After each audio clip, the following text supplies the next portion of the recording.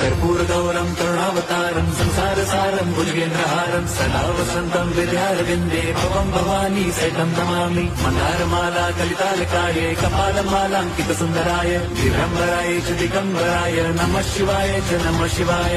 लोकाङ्गणमन्दिरचरण डोळ्यान पाहिन रूप तुझे प्रेमे आलिंगिन आनंद पूजिन भावे ओवाळीन म्हणे नमः। त्वमेव माता पिता त्वमेव बन्धुश्च सखा त्वमेव विद्याधरणं त्वमेव सर्वं मम देव। कायेन वाचा मनसेन्द्रियैर्व बुद्ध्यात्मना वा प्रकृति स्वभावात् करोमि यद्यत् सकलं परस्मै नारायणायेति समर्पयामि। अच्युतं केशवं राम नारायणं कृष्णदामोदरं वासुदेवं हरिं श्रीधरं माधवं गोपिका वल्लभं जानकीनायकं रामचन्द्रं भजे।